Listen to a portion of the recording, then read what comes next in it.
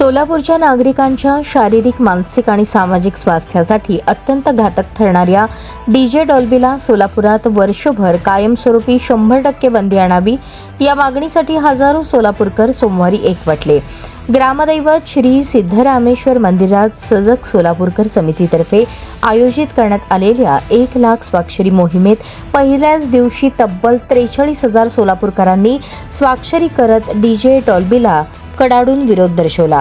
सोमवारी सकाळी 6 ते रात्री 11 अशी तब्बल सलग 15 तास ही स्वाक्षरी मोहीम राबवण्यात आली.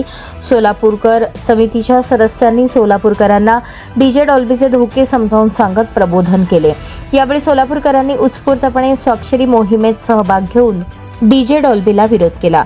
सोलापूर महानगरपालिकेचे आयुक्त डॉक्टर सचिन ओंबासे यांनीही या स्वाक्षरी मोहिमेत स्वाक्षरी करून सोलापूरकरांना डीजे डॉल्बीपासून उद्भवणारे आजार धोके सांगत प्रबोधन केले. कर्णकर्कश डीजे डॉल्बीपासून सोलापूरकरांनी दूर राहत पारंपरिक वाद्याला प्राधान्य द्यावे असे आवाहन केले. यावेळी प्रशासकीय अधिकारी, डॉक्टर, वकील, नगरसेवक, राजकीय क्षेत्रातील नेते मंडळी, पत्रकार, सामाजिक कार्यकर्ते, उद्योगपती, व्यापारी, पत्रकार, शालेय तसेच महाविद्यालयीन विद्यार्थिनी, महिला संघटनांचे प्रतिनिधी आदींनी या स्वाक्षरी मोहिमेत सहभाग घेतला.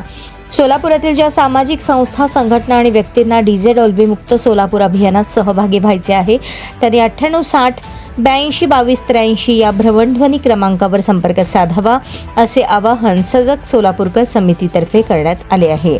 सजग सोलापूरकर समितीतर्फे 1,00,000 सोलापूरकरांच्या स्वाक्षऱ्या घेऊन डीजे डॉल्बी बंद करण्याबाबतचे निवेदन सोलापूरचे पोलीस आयुक्त एम राजकुमार, जिल्हाधिकारी कुमार आशीर्वाद आणि मुख्यमंत्री देवेंद्र फडणवीस यांना देण्यात येणार आहे.